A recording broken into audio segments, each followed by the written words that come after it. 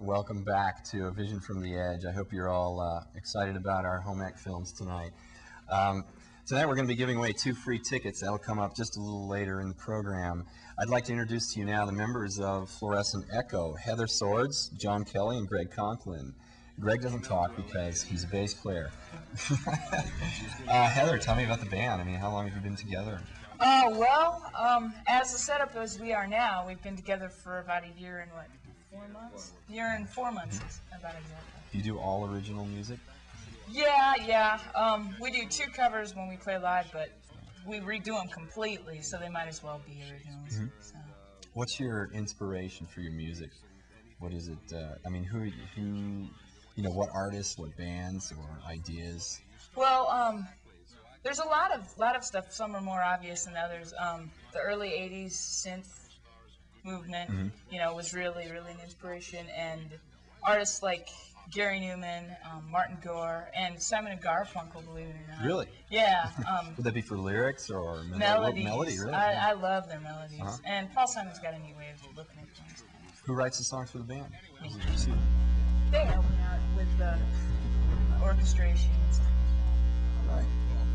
I mean, you seem to be an up-and-coming band, and you've got a lot of music on stage.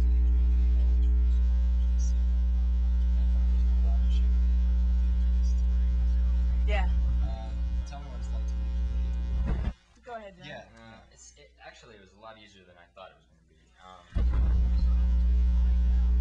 Thought about it so much that,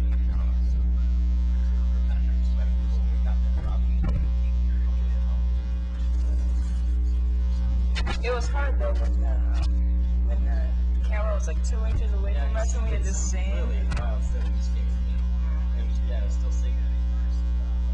And like it's a somber song, so like laughing really wouldn't work. So yeah.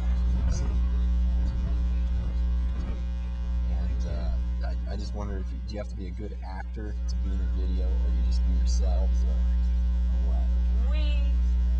I guess we just, like we had a lot of practice looking somber from our 80-hour photo shoots. Is that the rule? You always have to look somber? No. Our next video, we just got done talking to Robin. It's going to be a lot more upbeat, like a lot happier. We're not going to be sad. Yeah, bonus. In color, wow, yeah. We're making a step up, I just want to get back to while we're straightening out our. Can the folks out there hear us now? The folks at home, this is a good time to remind you that this is public access television here at Channel 19, TCI Boulder Cable Studios, where anybody can come on and produce a television show. This is probably a good time to let the people know that we're giving away 2 tickets to Ground Zero for this coming Wednesday night. Bethnal Green and Men About Town will be there, and the first caller gets those tickets right now. I feel like a real VJ now, 444-7331, that's the number. Call 444-7331 and get 2 free tickets to Ground Zero for next Wednesday night, Bethnal Green and Men About Town. Do you know those bands? Yeah, it's going to be a cool show. We're going to be there. So. All right. Who else have you opened for, played with, and that kind of thing? Who else have you played with? Our first gig is October 25th. That's it.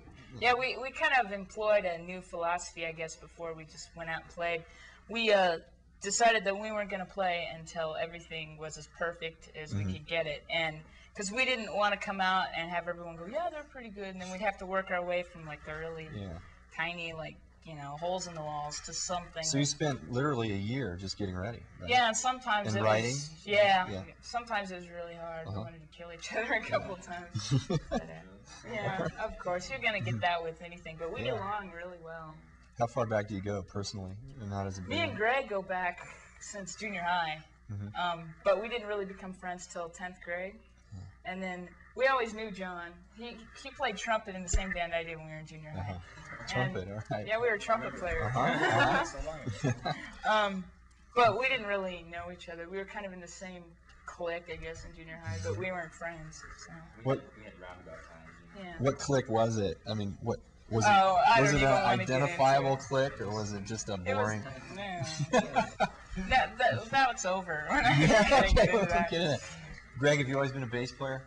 Bassist? In elementary school, I started playing drums. Uh-huh. I wasn't that good, actually. And then I started playing bass several years ago. I got interested through friends that were playing. Never mind the crew. Oh, They're just, okay. and that's where I started. All right. Thanks. I really want to know what is there a serious message you want to get across with your music, or is it mostly just for fun, or No. really what's behind it? Yeah, we like to have fun just like everyone else. We don't sit, well, lately we've been sitting at home in the studio, but we like to go out and have fun and, like everyone else, but Yeah. we really feel that there's a lot of important things that need to be said, and a lot of the youth of today are coming out of, sheltered homes and stuff, and then they're thrown into this world and they're like, oh my God, because it's really overwhelming. And our songs are trying to portray sort of a message to help them decide how they're going to get through that without, doing something negative, I guess. The song you just played when we opened was called "Waiting to Die." Right. What's the idea behind that? Well, I got the idea from visiting my grandmother in an old folks' home, and it's just about basically losing your zest for life, and you're looking forward to nothing. You're just watching the clock and waiting to die. And it's not negative. Some people are like, oh, that's a horrible thing to say, but hopefully the people will get something positive out of that and decide ways to find a zest for life so that doesn't happen. Hatred Machine, that's the name of the song we're going to hear now on your video. Where does that come from? Well, that, I hate to explain these songs, so I want You don't have to if you don't want to. Okay, well, it's just a symbol, using the symbol of a hatred machine. It's symbolizing society as a hatred machine. Why don't we just go to it right now? Thank you. Let's see the video right now. Hatred Machine, Fluorescent Echo.